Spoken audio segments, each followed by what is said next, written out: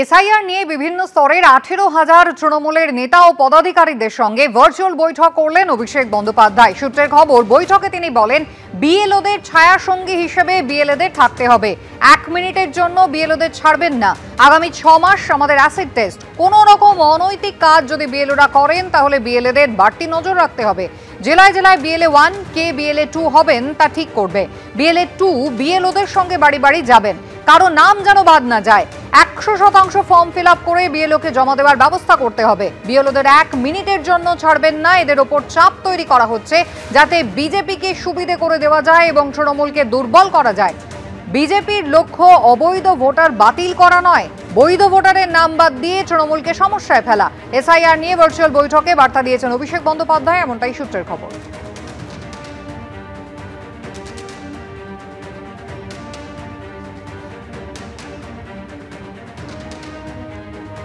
আতঙ্কটা কোন লেভেলে গেছে এটা তো বুঝতে পারছেন। সে আতঙ্কটা কিসের আতঙ্ক? সেটা হচ্ছে মৃত ভোটার বাদ চলে যাওয়ার আতঙ্ক, ডবল এন্ট্রি বাদ চলে যাওয়ার আতঙ্ক। সেই আতঙ্কে এটা করছে। তৃণমূলের সৈনিক তারা অতন্দ্র প্রহরীর মতন কাজ করবে সামনের 2 মাস, এবং অভিষেক বলেছে কোনো বিশ্রাম নয়। প্রত্যেকটা মানুষ ভোটার তাদের সাহায্য করব যেন প্রত্যেকটা মানুষের ইনুমারেশন ফর্ম জমা পড়ে সঠিকভাবে এবং কারুর নাম বাদ না যায়।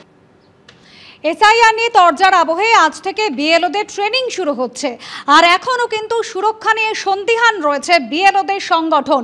যে সমস্ত সংবেদনশীল বুথ রয়েছে সেই সমস্ত বুথগুলোতে বিএলওদের কেন্দ্রীয় বাহিনী নিরাপত্তার দাবি করা হচ্ছে, এবং এই নিয়ে রাজ্যের মুখ্য নির্বাচনী আধিকারিককে চিঠিও দিয়েছে বিএলও ঐক্য মঞ্চ।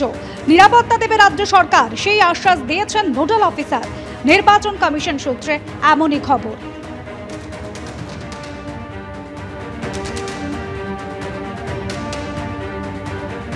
বিএলও বুথ লেভেল অফিসার নির্বাচন কমিশনের লোক হিসেবে তার কাজ ভোটার লিস্ট নির্ভুল করা। বিএলএর কাজ অ্যাসিস্ট বিএলওকে হেল্প করা হবে।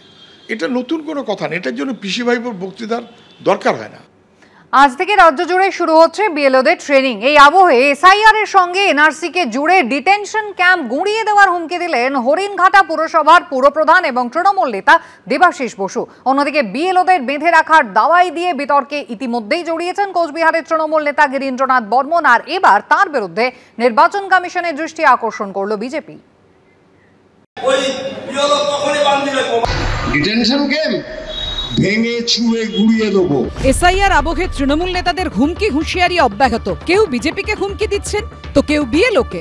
যদি কোনো বিএলও অসম্পূর্ণ ভোটার লিস্ট 2002 ধরে আছে, তোমার এতে লেখা আছে 800 জন, ভোটার লিস্টে নাম আছে 400 জনের, বাকি 600 জনের নাম নাই, ওই বিএলও তখনই বান্দি গিয়ে পাবো তুমি ইলেকশন কমিশনের লোক, ইলেকশন কমিশনের কর্মচারী, ইলেকশন কমিশনকে বলো 2002 এর পূর্ণাঙ্গ ভোটার লিস্টের নামের তালিকা করতে হবে।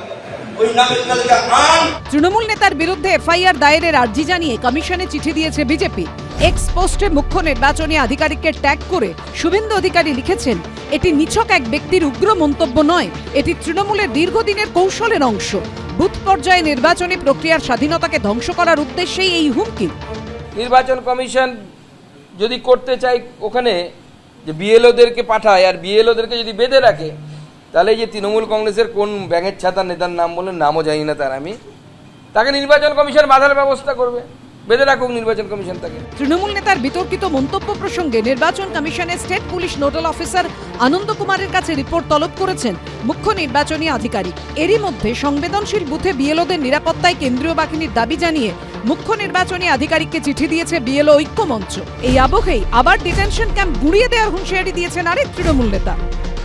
ভেঙে চুড়ে গুড়িয়ে দেবো কোথাও যদি ডিটেনশন ক্যাম্প হয়।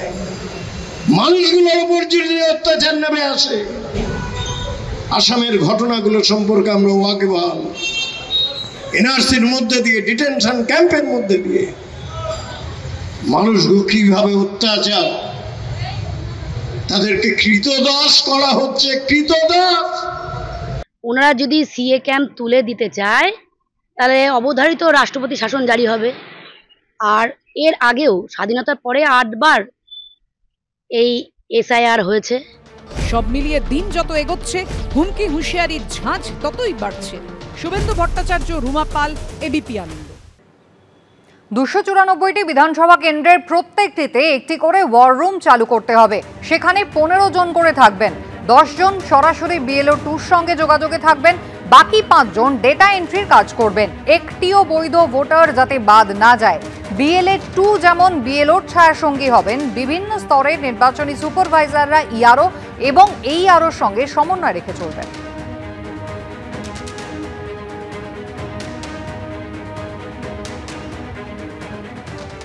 এই এসআইআর প্রক্রিয়া শুরু হতেই দিকে দিকে বিএলওদের রাজনৈতিক পরিচয় নিয়ে কিন্তু একাধিক প্রশ্ন উঠছে।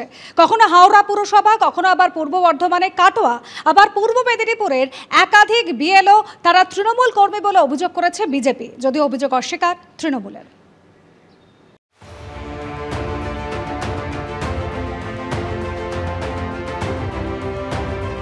কখনো তৃণমূলের মিছিলে হাঁটছেন, কখনো দেওয়াল লিখছেন। বিজেপির অভিযোগ এরা প্রত্যেকেই বুথ লেভেল অফিসার বা বিএলও। এসআইআর প্রক্রিয়ার মতো গুরুত্বপূর্ণ কাজের দায়িত্ব রয়েছে তাদের কাঁধে, অথচ এসআইআর এর কাজ শুরু হতে না হতেই বিএলওদের একাংশের রাজনৈতিক পরিচয় নিয়ে শুরু হয়েছে বিতর্ক। বৃহস্পতিবার এই ছবি সোশ্যাল মিডিয়ায় পোস্ট করেছেন বিজেপির রাজ্য সম্পাদক উমেশ রায়। বিজেপির নিশানা 140 নম্বর বুথের বিএলও আবির মুখোপাধ্যায়। বিজেপির পোস্ট করা ছবিতে হাওড়া উত্তরের তৃণমূল বিধায়ক গৌতম চৌধুরীর সঙ্গে তাঁকে দেখা যাচ্ছে।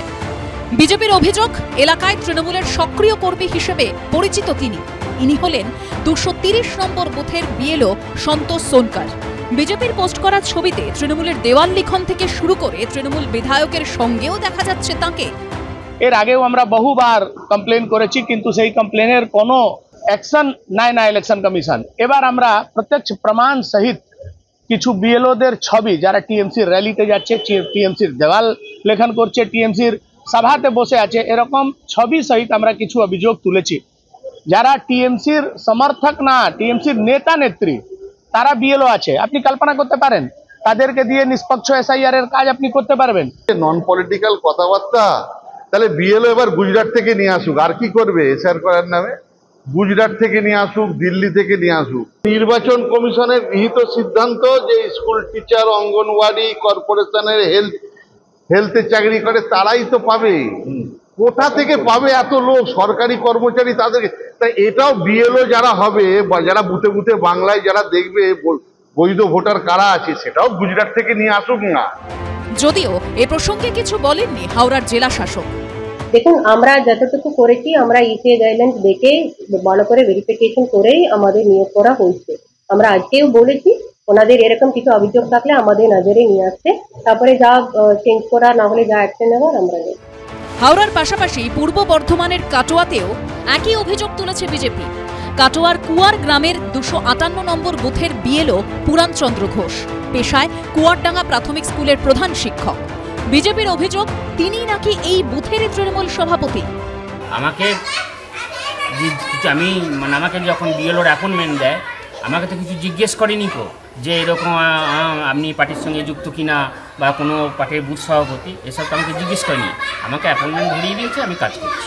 কোনো অস্বচ্ছতা হবে না, সঠিকভাবে কাজ হবে, সঠিক ম্যাপিং হবে। তৃণমূলের দলীয় বুথ সভাপতিদের বেছে বেছে বিএলওর দায়িত্ব দিচ্ছে স্থানীয় প্রশাসন, নির্বাচন কমিশনের চোখে বুড়ো আঙুল দেখিয়ে। তো আজকে আমরা 270 কাটোয়া বিধানসভার অন্তর্গত 258 নম্বর বুথে পরিষ্কার তার প্রমাণ দেখলাম যে তৃণমূলের একজন বুথ সভাপতি তিনিই আবার বিএলও দায়িত্ব পেয়েছেন এবং কাজ করছেন। এই এসআইআর কি নিরপেক্ষ হবে? সেই বুথে কি ওই বিএলও নিরপেক্ষভাবে কাজ করবে? কি করে কাজ করবে আমাদের বিজেপির বিএলএরা? এই প্রসঙ্গে কাটোয়ার মহকুমা শাসক বলেন, বিষয়টি তদন্ত করে দেখা হচ্ছে। পূর্ব মেদিনীপুরের সুতাহাটার জয়নগর এলাকার 107 নম্বর বুথের বিএলও সৌরভ বেরা। বিজেপির অভিযোগ, তিনিও তৃণমূলের সক্রিয় কর্মী। বর্তমানে তিনি তৃণমূলের শিক্ষক সেলের সদস্য। শিক্ষক সেলের সাথে যুক্ত আছি, আমি তৃণমূল সংগঠনের সাথে যুক্ত আছি। এর আগেও তো আমি সংগঠনের সাথে যুক্ত ছিলাম। আমার কি কোনো নিরপেক্ষতার অভাব ওনারা লক্ষ্য করেছেন বা কোনো কমপ্লেন করেছেন? তাহলে আগে করেননি কেন? দলের যারা শিক্ষক সংগঠনের নেতা, আগে বুথের সভাপতি ছিল, তাকেই সৌরভ বেরা, তিনি একটা স্কুল টিচার, তাকেই এখানে অফিসার নিয়োগ করা হয়েছে জয়নগর পশ্চিম বুথে। আমাদের ধারণা যে সুষ্ঠুভাবে এটা হবে না, উনি শাসক দলের হয়ে কাজ করবেন।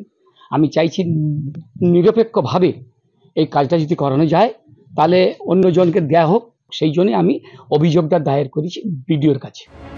এই প্রসঙ্গে সুতাহাটার বিডিও বলেছেন, সৌরভ বেরাকে নিয়োগপত্র দিলেও বর্তমানে তিনি অন্যত্র বদলি হয়ে গেছেন।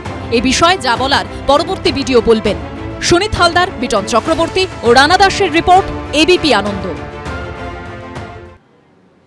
বিএলওদের ভয় দেখানো হচ্ছে, যে ভাষায় হুমকি দেওয়া হচ্ছে তাতে চাইলেই জামিন অযোগ্য ধারা দেওয়াই যায়। কেন নির্বাচন কমিশন এফআইআর করছে না?